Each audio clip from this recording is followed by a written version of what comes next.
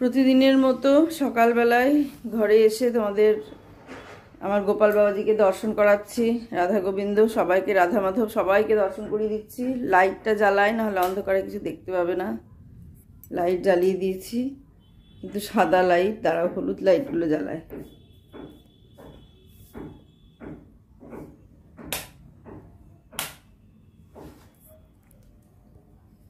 এই দেখো,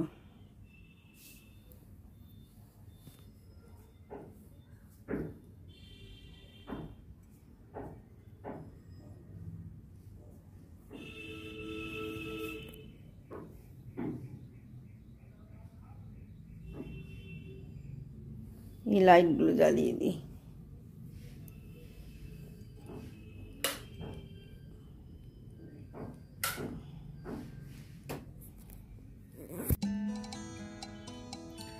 সুপ্রভাত, নমস্কার জানিয়ে আজকে আবার একটা নতুন দিন শুরু করলাম। নতুন দিনে নতুন সকালে তোমাদের সামনে আবার একটা সুন্দর নতুন ব্লগ নিয়ে চলে আসলাম। আমার ঘরে বাইরে লাইফস্টাইলে তোমাদের সবাইকে স্বাগত জানাচ্ছি। তোমরা এসো, দেখো সারাদিন আমি কি করছি। আশা করছি তোমরা নিশ্চয়ই ভীষণ ভালো আছো, আর আমিও ভালো আছি। সকালবেলায় আমার রাধা মাধব গোপাল বাবাজি সবাইকে দেখিয়ে দিয়ে তারপর আমি স্নান করতে চলে গিয়েছিলাম। না, মাঝখানে অনেক কাজ করেছি, সেই কাজগুলো তোমাদের সঙ্গে শেয়ার করিনি, কিন্তু স্নান করে এসে আমি ঘরে পুজো করা শুরু করলাম। তাহলে দেখতে থাকো তোমরা আমি কিভাবে পুজো করি। আর মাঝখানে প্রচুর কাজ করেছি। প্রথমে প্রদীপটা আগে রেডি করে নিই, প্রদীপ ধূপদানিটা আগে রেডি করে নিই, তারপর ফুলটা রেডি করে নেব। আর আজকে আমি গোপাল বাবাজিকে স্নান করাবো। শুরু করে দিই, একে একে দেখতে থাকো। আগে প্রদীপটা রেডি করি।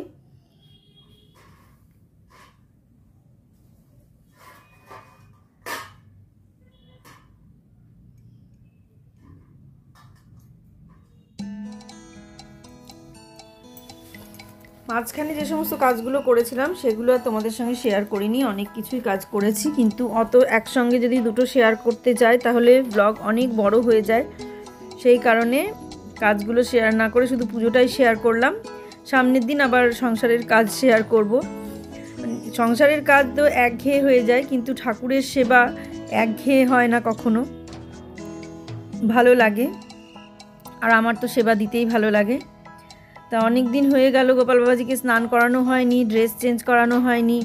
তা আজকে ইচ্ছা আছে আমি আমার গোপাল বাবাজিকে স্নান করিয়ে একটা ড্রেস চেঞ্জ করিয়ে দেব। প্রতিদিন আমি ড্রেস চেঞ্জ করাতেও পারি না, আর প্রতিদিন স্নানও করানো হয় না, কারণ সম্ভব হয় না আমার পক্ষে। সেই কারণে যদি একদম ছোট্ট একটুখানি হতো, যদি আমি আবার একটা কখনো ছোট নিই, তাহলে পরে আমি সেটা চেঞ্জ করাবো। কিন্তু আমার প্রতিদিন আমার পক্ষে ড্রেস চেঞ্জ করা সম্ভব হয়ে ওঠে না, তাই আমি মাঝে মাঝে ড্রেস চেঞ্জ করিয়ে দিই। বৃহস্পতিবারে চেঞ্জ করাবো ইচ্ছে ছিল, কিন্তু বৃহস্পতিবারের পুজো করতে যেহেতু দেরি হয় বা অন্যান্য কাজ অনেকটা থাকে, সেই কারণে বৃহস্পতিবারে আর ড্রেস চেঞ্জ না করিয়ে আমি শনিবারেই ড্রেস চেঞ্জ করিয়ে দিচ্ছি। আর রাধা মাধবের ড্রেসও চেঞ্জ করাবো। আমি ওদেরকে বলেছি যে এরকম একটা ড্রেস আমাকে সাধারণ একটা ড্রেস তৈরি করে এনে দিও, আমি রাধা মাধবের ড্রেসটা চেঞ্জ করিয়ে দেবো। কারণ অনেক দিন হলো ড্রেস চেঞ্জ করানো হয়নি, একই ড্রেস পরে আছে। আমারও মানসিকভাবে ভালো লাগছে না একই ড্রেস পরে আছে বলে। সেই কারণে ওদেরকে বলা হয়েছে যে এবার ওরা কবে তৈরি করবে, কবে ছিট কিনবে, দেখা যাক কয়েকদিনের মধ্যে। তারপরে আবার পয়লা বৈশাখের জন্য আর একটা ড্রেস তৈরি করতে দেয়া আছে। পয়লা বৈশাখের ড্রেসটা তৈরি করতে দেয়া আছে, ওটা তো হবেই ড্রেস। আর এই মাঝখানে একটা ড্রেসের জন্য বলেছিলাম, ওটা আমার ভুল হয়েছে। ওটা যখন প্রথমটা তৈরি করিয়েছি তখনই যদি বলা হতো যে আমাকে ওর সঙ্গে আর একটা অর্ডিনারিও এনে দেবে, তাহলে হয়তো সেইভাবে তখনই এনে দিত। আমার সেটা বলা ভুল হয়ে গেছে, বলা হয়নি। তা কিংবা হয়তো দুদিন পরেও এনে দিতে পারতো, তাহলে আমি এই পয়লা বৈশাখ আর এই দোল পূর্ণিমার মাঝখানে একটা ড্রেস চেঞ্জ করাতে পারতাম। তা এই দেখো আমি গোপাল বাবাজিকে নামিয়ে নিয়েছি, বেদির থেকে নামিয়ে একটা থালার ওপর বসিয়েছি। স্টিলের যে থালাতে আমি স্নান করাই গোপাল বাবাজিকে, সেই থালার ওপরেই বসিয়েছি। বসিয়ে এবার একে একে সমস্ত ইয়েগুলো রেডি করে নিচ্ছি, যা দিয়ে ঘি, দুধ, গঙ্গা জল, তারপরে মধু, দই, এই সমস্ত সব রেডি করে নিলাম। এবার আস্তে আস্তে সমস্ত ড্রেস, গহনা সব একে একে খুলে নিচ্ছি। নিয়ে তারপরে আমি একে একে সমস্ত কিছু দিয়ে স্নান করিয়ে দেব। তা অনেক দিন স্নান করানো হয়নি, আমার মনটার মধ্যে ছটফট ছটফট করছিল যে কবে স্নান করাবো এইটা খুব মনে হচ্ছিল। আর ছবিতে দেখে কতটা বড় তোমরা বুঝতে পারো কি না আমি জানি না, তবে অনেকটাই বড়, মানে প্রতিদিন নাড়ানো চাড়ানো করা অসুবিধা।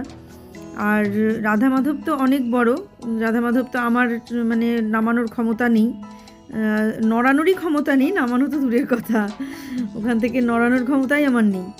আমাকে যদি ড্রেস চেঞ্জ করাতে হয় ওখানে বসিয়েই চেঞ্জ করাতে হবে, আর না হলে বুবাইয়ের বাবাকে আর বুবাইকে বলতে হবে তোমরা স্নান করে এসে নামিয়ে দাও, তারপরে আমি চেঞ্জ করে দেবো, তারপরে একে একে তুলে দেবে।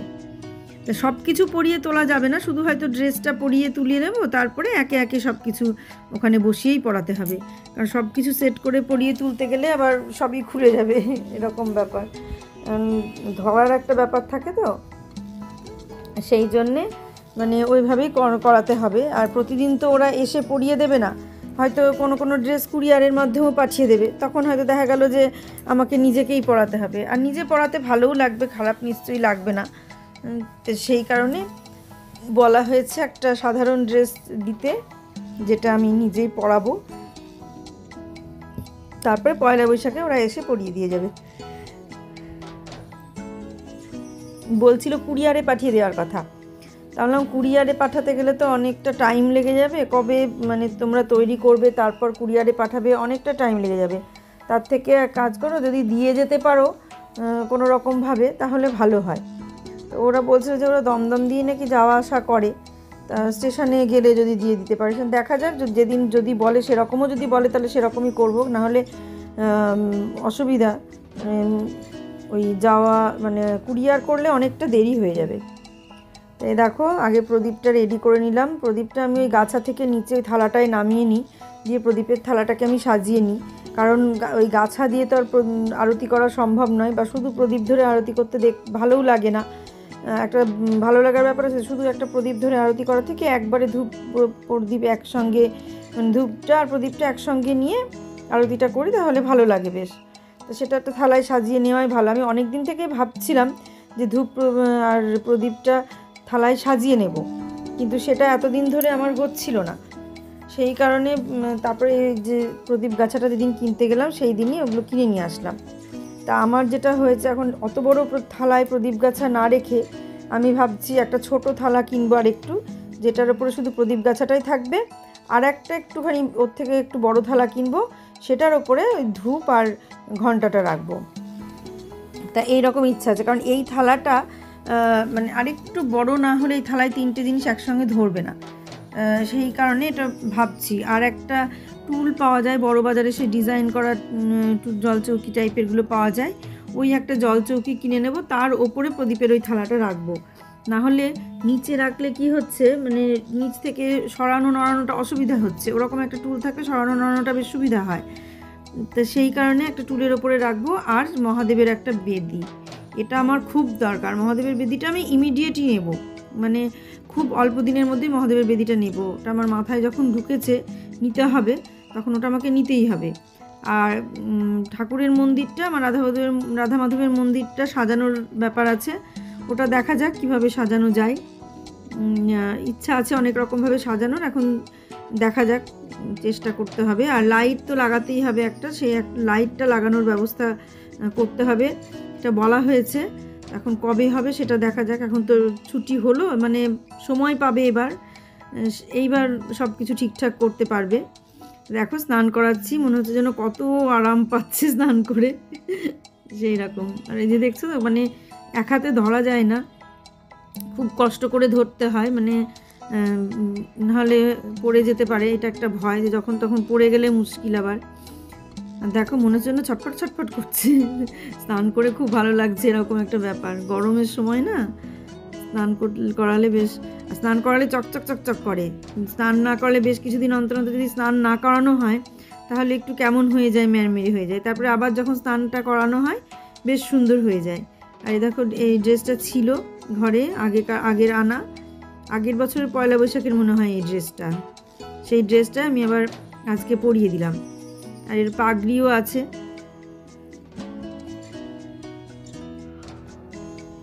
অনেক ধরনের কালারের ড্রেস কিনতে হবে বা তৈরি করাতে হবে, কিন্তু পাওয়া যাচ্ছে না, এই হলো ব্যাপার। মানে বড় বড় ড্রেস তো মানে পাওয়া যায় না কালারটা। তো ওরা দোকানে বললো যে আপনি একটা মাপ দিয়ে যাবেন, সেই মাপটা দিলে আমরা সেই হিসাব করে তৈরি করে দেবো। তা আমি একটা ড্রেস নিয়ে গিয়ে দোকানে দিয়ে আসবো, দিয়ে এসে সেই হিসাব করে মানে সেই হিসাব করে তৈরি করে দেবে। কিন্তু বলবো ওপরের জামাটা একটু ছোট করতে, জামাটা অনেকটা বড়, একটু ঢিল ঢিল হয়। আর নিচের ঘেরটা ঠিক আছে, নিচের ঘেরটা ওর থেকে ছোট হলে আবার ভালো লাগবে না, কিন্তু ওপরের জামাটা একটু ছোট করতে হবে, তাহলে গায়ে ফিটিংস হবে। এগুলো কেনা তো, গায়ে ফিটিংসটা কম। আর আগেরটা তৈরি ছিল, একদম এত সুন্দর ফিটিংস হয়েছিল আগের জামাটা, খুব সুন্দর ফিটিংস হয়েছিল। খুলে দিলাম, ওটা কাচতে হবে, কেচে রাখবো। তো ওটা আবার মানে সেভাবে কাচা যাবে না, একদম শ্যাম্পু জল বা ইজি তার মধ্যে দিয়ে একটু ভিজিয়ে রেখে এমনি মানে ধুয়ে তুলে আবার ধুয়ে মেলে দিতে হবে, মানে খোঁচা বা জড়ো করা কিচ্ছু করা যাবে না। হাতে চুড়িগুলো পরিয়ে দিলাম, ওই কালারেরই চুড়ি ছিল, সেই চুড়িগুলো পরিয়ে দিলাম। এবার চুল লাগানো, কানের পরানো, এই সমস্তগুলো করতে হবে। যে কানের দুলটা পরিয়ে দিচ্ছি, আর এর থেকে একটু ছোটো কানের দুল ছিল, কিন্তু আমি সেটা খুঁজে পেলাম না, ওই সময় তাড়াহুড়ো করে খুঁজে পেলাম না, কোথায় রেখেছি আমাকে খুঁজে রাখতে হবে, তাহলে কানের দুলটা পরানো যাবে। না হলে খুব অত বড় কানের দুল তো একটু অসুবিধা, মানে সবসময় পরে থাকা, ছোটো ছোটো কানের দুল ছিল। আর ঘরে আরও পুঁথির কানের দুল আছে, দেখি ওগুলো বের করতে হবে, দিয়ে ওইগুলোই পরিয়ে দিতে হবে। তো মালাও আছে, আরও ভালো ভালো মালাও আছে, সব মালাগুলোও বের করব পরানোর জন্যে।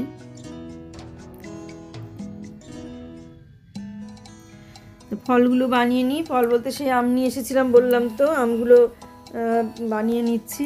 কারণ এগুলো এই সমস্ত ফলগুলো আমাদের ওই নিরামিষ যে ফ্রিজ আছে একটা, সেই নিরামিষ ফ্রিজেই থাকে, তাই যখন মন তখনই দেওয়া যায়।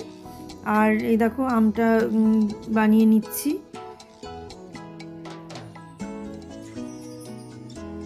আর এগুলো দিয়ে না দিলে মানে ঘরে থেকে কেটে খাওয়া, সেটা কেউ খেতেও চাইছে না, সেই কারণে আমরা যে তাহলে ঠাকুরকে দিয়ে দিই, তাহলে ফলগুলো সমস্ত ফুরিয়ে যাবে আর কি। ঠাকুরকে না দিলে তো ফলগুলো ফুরাবে না, ঠাকুরকে দেবো, তখন প্রসাদ হলে তখন সব খেয়ে নেবে। মেঘা ফল খেতে ভালোই বাসে, তবুও আমটা বেশি খেতে চায় না, ভীষণ হিসাব করে খায়। যে সমস্ত ফলগুলোতে মানে ফ্যাট নেই সেই ফলগুলো খাবে, আর আমে তো প্রচুর পরিমাণ ফ্যাট, ওই জন্য আম খেতে চায় না, কম খেতে চায়। খায় না তা না, কিন্তু কম খায়, খেতে ভালোবাসে খুব, কিন্তু কম খায়। আর অন্যান্য ফলগুলো সব ফল খায়। ফল খেতে আমিও ভীষণ ভালোবাসি, ভীষণ। আর অনেকে বলে যে ফল খেলে অম্বল হয়, হ্যাঁ অনেকের অম্বল হয়। বউয়ের বাবা যেমন ফল খেতে পারে না, ফল খেলেই অম্বল হয়, অ্যাসিড হয়ে যায়। আর আমার আবার ফল টল খেলে কিছু হয় না, মানে যখনই খায় না কেন, সে রাত 12টার সময়তে খেলেও কিছু হবে না, আবার দুপুর 12টাতে খেলেও কিছু হবে না, সকালে বাসি পেটে ফল খেলেও আমার কিছু হয় না। মানে একদম যদি বাসি পেটে আমি ফল খেয়ে নিই তাও আমার কিছু হয় না, কিছু হয় না বলেই আমি বাসি পেটে ফল খেতে পারি। কিন্তু এ দেখো এই আমের বোটাটা কালো হয়ে গেছে, এই জন্য রেখে দিলে তো এরকমই হবে, কেউ মানে না খেলে রেখে দিলে এরকমই হবে। বোটাটা কালো হয়ে গেছে, ওটা দেয়া গেল না, ওটাও দেবো ভেবেই কেটেছিলাম, কিন্তু ওটা আর দেয়া গেল না। তো এবার ফলগুলো সব এক থালায় সাজিয়ে নিয়ে কদিন ধরে কি করলাম, এগুলো থালাগুলো ওখানে দিয়ে তারপর সাজালাম। তারপর দেখলাম যে না, এটা অসুবিধা হচ্ছে, সব থালায় একসঙ্গে সাজিয়ে নিয়ে থালাগুলো তুলে দিয়ে দেবো।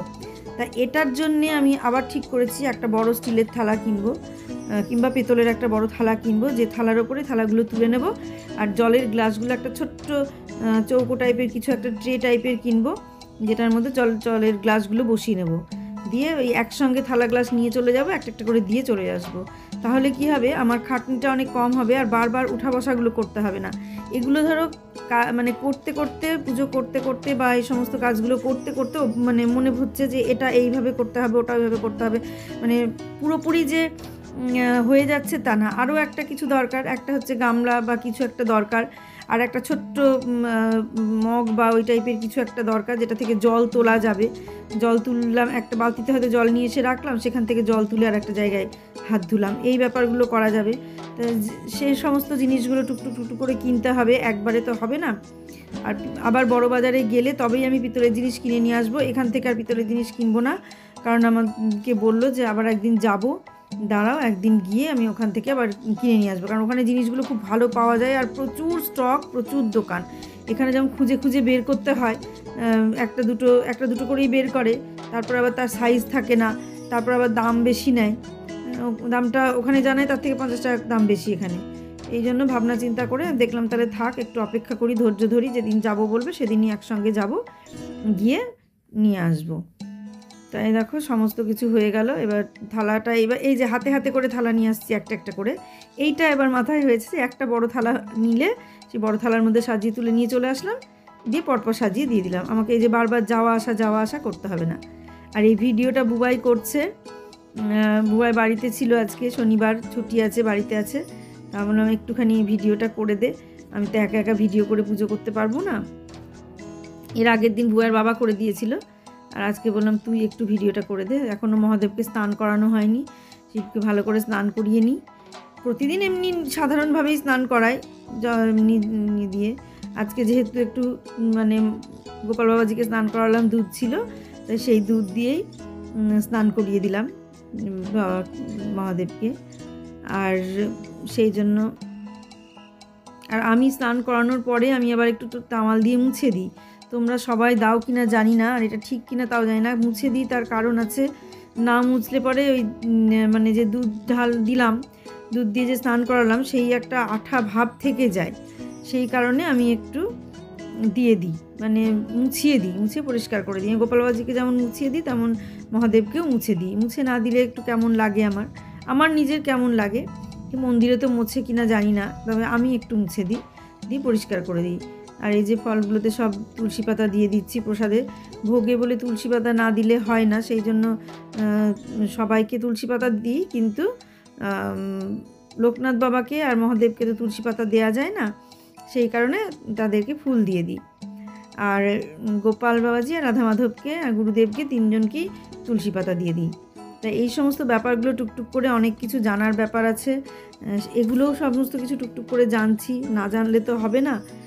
একটা কাজ যখন করতে শুরু করেছি, একটা কিছু যখন করতে শুরু করেছি, তখন সেটাকে জেনে বুঝেই করতে হবে একটু একটু করে।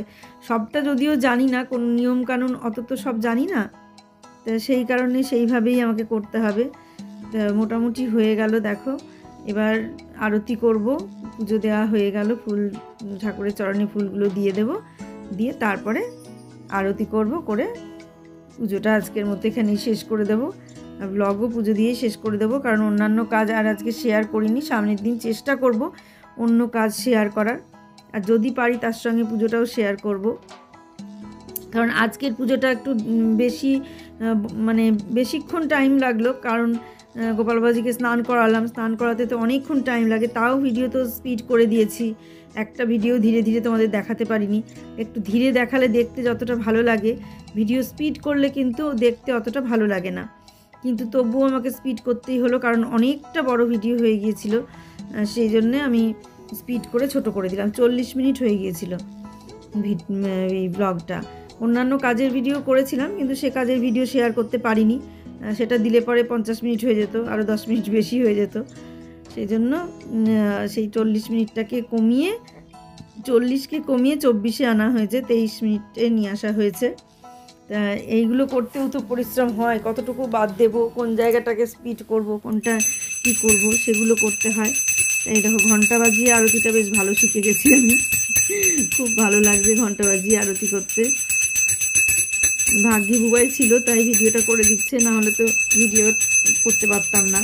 শনি রবিবারটা আমার অসুবিধা হয় না, শনি রবিবার বাড়িতে থাকে, আর এখন তো অবশ্য বাবা বাড়িতে থাকছে, এখন আর সেই সমস্যা হবে না, এখন যথেষ্টই মানে পারবে আর কি করে দিতে। তবে কি ওর বাবা ভিডিওটা করলে পরে মানে আমি নিজে ভিডিও করলে যতটা বুঝতে পারি, এই জায়গাটুকু এইভাবে নেব, এই জায়গাটুকু এইভাবে নেব, বুবাই বাবা ভিডিও করলে অতটা বুঝতে পারে না। করে দেয়, মোটামুটি ঠিকঠাক করে দেয়, কিন্তু অতটা তো বুঝতে পারে না যে কতটা করলে ঠিক হবে। তো সেই কারণে একটুখানি অসুবিধা হয়ে যায়। ওরা তো আসে ভিডিওগ্রাফার নয়, ক্যামেরাম্যানও নয়, মানে করতে হয়। আমি করছি, আমি পুজো করছি, এটা আমি যেহেতু ভিডিও করতে পারি না, আমি যদি ভিডিওর দিকে মন দেব তাহলে পুজোর দিকে মন দিতে পারবো না। তো সেই কারণে যে দিকটা মানে যে কোনো একদিকে আমাকে মন দিতে হবে, তাই ভিডিওর দিকে আর মন দিই না, ভিডিওর দিকে ওরাই মন দেয়, আর পুজোটা আমি করি। এরপরে মানে জলশঙ্খটা দিয়ে একটু আরতি করব। জলশঙ্খ দিয়ে আরতি করতে খুব ভালো লাগে, খুবই ভালো লাগছে, মানে এটা একটু অন্যরকম মানে ভালো লাগছে আর কি জলশঙ্খ দিয়ে আরতি করতে। আমি কোনো দিন তো এগুলো করিনি, তোমাদেরকে এর আগেও আমি বলেছি যে এগুলো কোনো দিন আমি করিনি। দেখো এবার আস্তে আস্তে জলশঙ্খটা দিয়েও আরতি করে নেবো ঘন্টা বাজিয়ে। খুবই ভালো লাগছে। আরও যখন আমার অভ্যাস হয়ে যাবে ঘন্টা বাজানোটা, তখন হয়তো আমার আরতির এই যে জায়গাগুলো এগুলো হয়তো আরও ভালো করতে পারবো। একটা চামর কিনবো ইচ্ছা আছে। চামরটা কোথা থেকে কিনবো দেখি, নবদ্বীপে যদি যাই তাহলে নবদ্বীপ থেকে একটা চামর কিনে নিয়ে আসবো। চামর কিনে নিয়ে আসবো যাতে চামর দিয়ে একটুখানি আরতি করা যায়। আর একটা ভালো পাখা কিনবো। আমি দেখলাম পাখাগুলো, খুব সুন্দর সুন্দর পাখা দেখলাম ইয়েতে, বড়বাজারে দেখলাম, দারুণ দারুণ পাখা। তো ওই রকম একটা পাখা কেনার খুব শখ, মানে ময়ূরেরই পাখা, পালকের, কিন্তু অন্য রকম ধরনের ময়ূরের পাখা। আমি যদি একটা কিনি, আমি মানে নিয়ে আসবো, মানে কিনে নিয়ে আসবো ইচ্ছা আছে। তখন সেই পাখাটা তোমাদের সঙ্গে শেয়ার করব, তোমরা দেখতে পাবে। এত সুন্দর ময়ূরের পাখাগুলো না, মানে ময়ূরের পালক দিয়ে পাখা তৈরি হয়েছে। এই যে এখন যেগুলো আছে আমার গোল গোল হ্যান্ডেল দেওয়া পাখা, ওই রকম না, একদম পাখার মতো পাখা, খুব সুন্দর দেখতে, দেখবে ভালো লাগবে। আমি নিয়ে আসি, বড়বাজার যাব, গিয়ে নিয়ে আসবো। নিয়ে আসলে তোমরা দেখতে পাবে। পুজো হয়ে গেল, আজকের ব্লগটা আমি এখানেই শেষ করে দেব। পুজো হয়ে গেল, দেখলে আজকে গোপাল বাবাজিকে স্নান করালাম। আর গোপাল বাবাজিকে কেমন লাগছে দেখো, হাঁপিয়ে গিয়েছি আমি, এত বড় জায়গাটা হয়ে গেছে, ছোটোখাটো করে কিছু করা যায় না, মানে ধীরে সুস্থে করবো সেটা হয় না। আর এই যে গোপাল বাবাজিকে স্নান করালাম, দিয়ে অন্য সমস্ত কিছু পরালাম, ড্রেস, এই পাগড়িটা পরালাম, আর এই দেখো এই ড্রেসটা পরালাম, আর হাতে এই যেই চুড়ি পরালাম, বাঁশি, মালা, আর একটা এই মালা পরালাম, দিয়ে পুজো দিলাম। কেমন লাগলো তোমাদের পুজো দেখতে?